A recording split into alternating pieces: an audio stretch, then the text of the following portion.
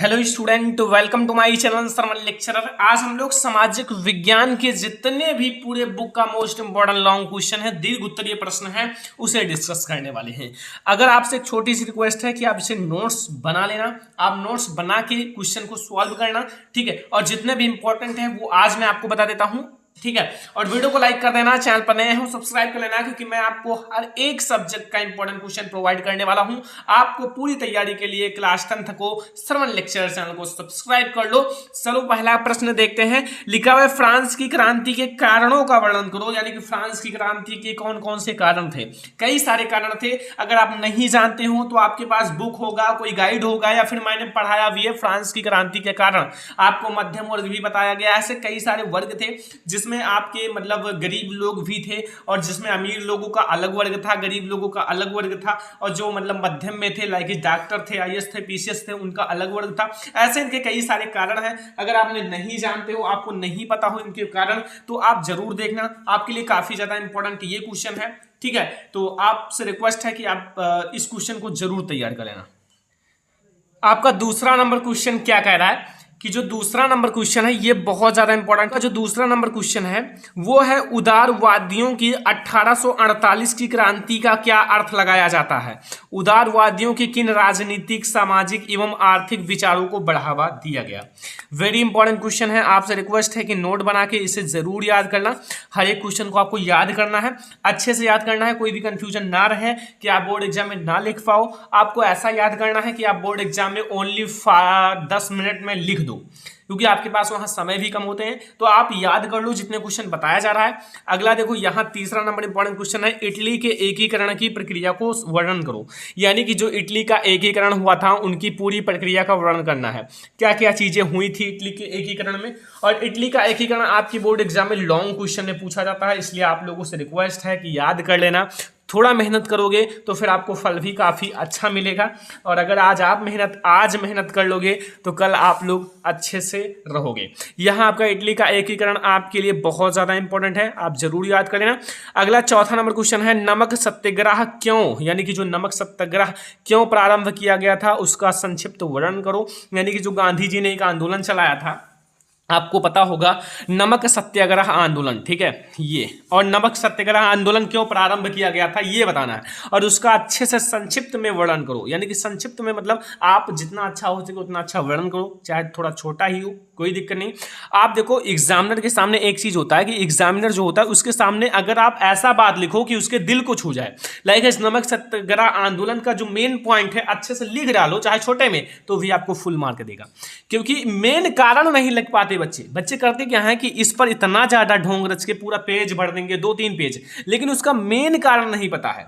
भले ही वो कितने भी लिख दें तो फुल मार्क नहीं देता एग्जामिनर। आपको मेन रीजन लिखना है ताकि एग्जामिनर 2 लाइन ही पढ़े और आपके अंतर भावनाओं को समझ जाए, ठीक है।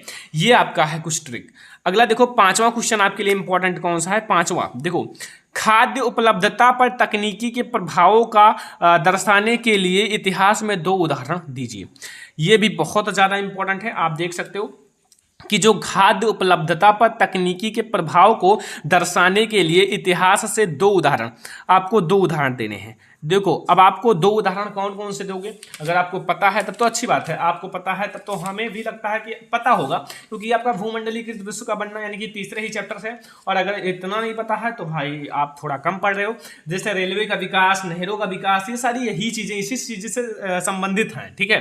तो ये आपके लिए इंपॉर्टेंट है। ये है आपका 5वां क्वेश्चन। 6वां क्वेश्चन आपका है, मृदा अपरदन को रोकने के उपायों का वर्णन करो। यानी कि जो मृदा अपरदन है उसको रोका कैसे जाए उसका वर्णन करना है। मृदा अपरदन को रोकने के उपायों का वर्णन करो, ठीक है। 6वां नंबर क्वेश्चन यही कह रहा है कि मृदा अपरदन जो हो रहा है, मृदा अपरदन के रोकने का मतलब उपायों का वर्णन करो। 7वां क्वेश्चन आपसे पूरा है कि जो बहुउद्देशीय नदी घाटी परियोजना से होने वाले लाभों का वर्णन करो। देखो, ये मैंने ऑलरेडी टॉपिक पढ़ाया है, इंपॉर्टेंट क्वेश्चन लॉन्ग में। यानी कि जो आपका बहुउद्देशीय नदी घाटी परियोजना से होने वाले लाभ, यानी कि कौन कौन से लाभ हैं उसका वर्णन करना है। बहुत सारे लाभ हैं भाई, इससे सिंचाई भी की जाती है, और किसी चीज़ को नहलाना हो तो भी आप नहला सकते हो। लाइक बहुत सारे आपके इससे लाभ हैं, मैंने आपको पढ़ाया है, देख लेना। यह 8वां नंबर क्वेश्चन है कि कृषि की 3 प्रमुख समस्याओं का वर्णन करो। कृषि की 3 प्रमुख समस्याएं का वर्णन करना है और ये टॉपिक मैंने ऑलरेडी पढ़ाया है, अगर आपने नहीं पढ़ा है तो पढ़ लेना। कृषि की 3 प्रमुख समस्याओं का वर्णन करना है, ठीक है। ये बहुत ज्यादा इंपॉर्टेंट क्वेश्चन है, हो सकता है कि बोर्ड एग्जाम में आपको देखने को मिल जाए, तो आप तैयार करके ही जाना बोर्ड एग्जाम में। अगला क्वेश्चन है 9वां क्वेश्चन कि भारत में कोयले के वितरण का वर्णन करो। यानी कि जो भारत में कोयले का वितरण है उसका वर्णन करना है। भारत में कोयले का वितरण जो हुआ है उसका वर्णन करो, अच्छे से वर्णन कर डालना, लिख लिख कर याद करो। आपको एक बढ़िया सा एक रफ ले लो या कॉपी ले लो और उसमें आपको लिख लिख कर अच्छे से याद करना। जितनी बार आप लिखोगे उतना ज़्यादा आपको याद होगा, उतना ज़्यादा प्रैक्टिस होगा और उतना कम आप भूलोगे, क्योंकि जितना आप लिखोगे ज़्यादा, जितना लिख कर याद करोगे वो आपको जिंदगी में नहीं भूलोगे और आपको हमेशा याद रहेगा। और आप आज रटोगे तो आप 10 दिन बाद भूल जाओगे, ये मेरी गारंटी है। अगला क्वेश्चन नंबर 10, परिवहन। देखो, परिवहन तथा संचार के साधन किसी देश की जीवन रेखा तथा अर्थव्यवस्था क्यों कहे जाते हैं?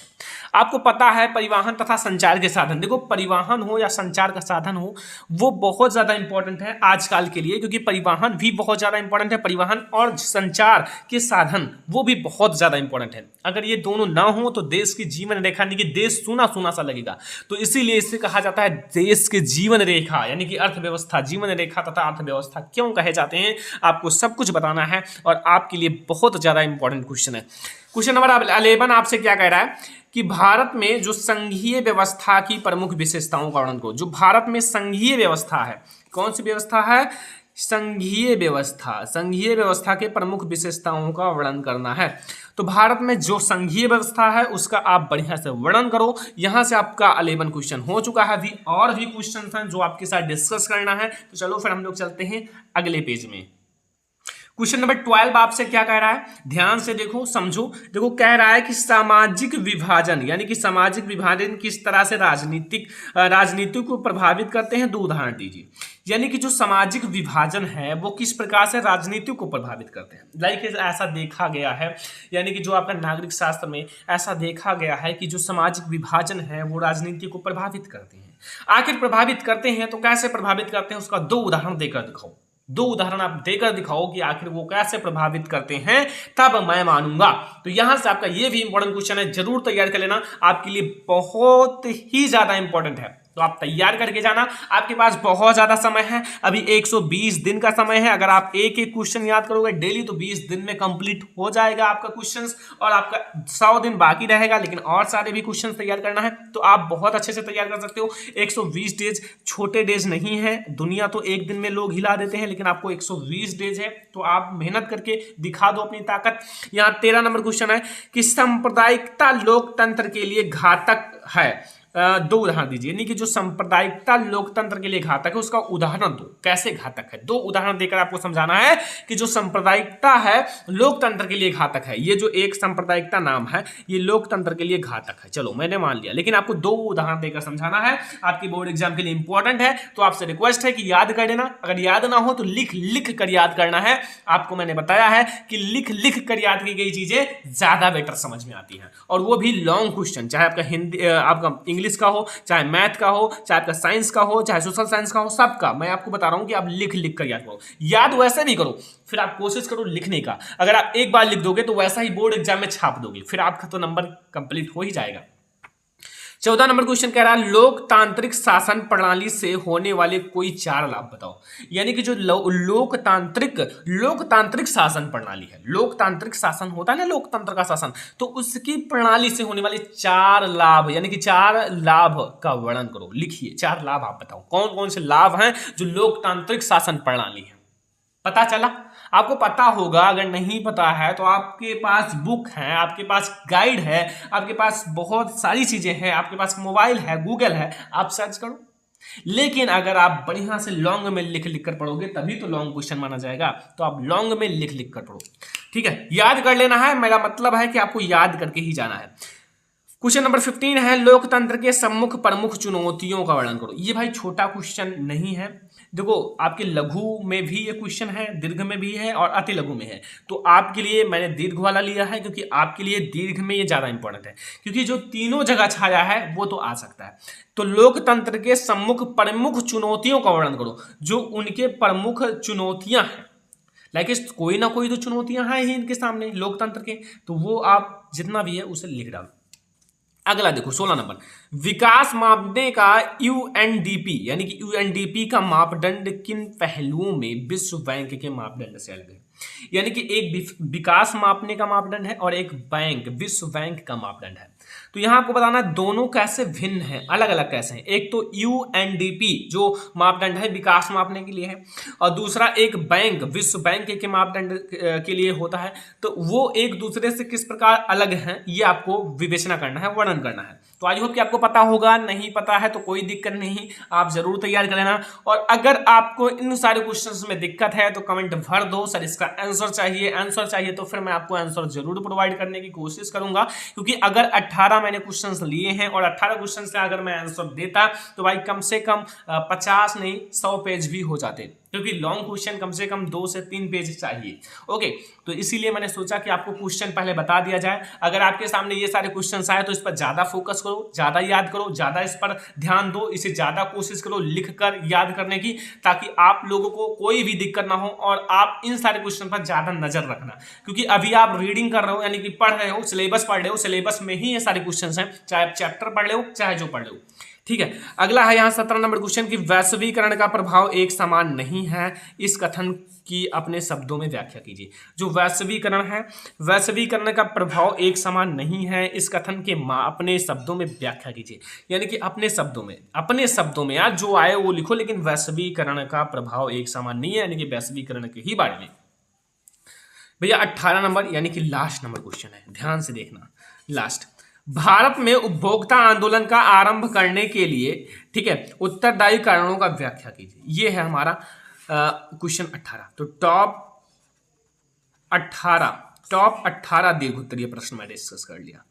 दीर्घ उत्तरीय प्रश्न, अब देखो ये सारे क्वेश्चन मैंने इसलिए बताया, अगर आपको इसका आंसर चाहिए तो कमेंट में कमेंट करना। और यहाँ आपको इसलिए बताया कि आप इन सारे क्वेश्चंस को कहीं भी किसी भी चैप्टर में देखो तो आप तुरंत पकड़ो और याद करो, तुरंत आप इसे याद करो, जितना मैंने 18 क्वेश्चन बताए। और अगर आप केवल लॉन्ग क्वेश्चन सॉल्व कर दोगे तो आपके पास बहुत ज़्यादा नंबर इंक्रीज हो जाते हैं। क्योंकि अगर आप नागरिक शास्त्र एंड इतिहास एंड आपका अर्थशास्त्र एंड भूगोल, ये चारों में अगर आप केवल लॉन्ग सॉल्व कर दो तो आपका पासिंग मार्क आ जाएगा। तो इसीलिए मैंने आपको इससे आपको मतलब कांटेक्ट करा दिया। तो यहाँ से अगर आपको ये वीडियो पसंद आया हो तो आप लोग नोट कर लेना, आपसे रिक्वेस्ट है नोट्स बना लेना और लिख कर याद करना। और आपसे एक छोटी सी रिक्वेस्ट है, अपने फ्रेंड्स के साथ इस वीडियो को शेयर जरूर करना, क्योंकि वीडियो छोटा है फिर भी बहुत ज़्यादा इंफॉर्मेटिव है। तो यहाँ से अगर आपको ये वीडियो पसंद आया हो लाइक करना, शेयर करना अपने फ्रेंड्स के साथ, चैनल पर नया हो सब्सक्राइब कर लेना, ठीक है। तो फिर ऐसा ही आपको और सारे सब्जेक्ट का चाहिए ना, क्योंकि आपको पढ़ना है और हमें पढ़ाना है, तो सभी सब्जेक्ट का मैं आपको प्रोवाइड करूंगा। हो सकता है कि आंसर के साथ प्रोवाइड करूं। तो चलो फिर मिलते हैं किसी और नेक्स्ट इंपॉर्टेंट वीडियो में।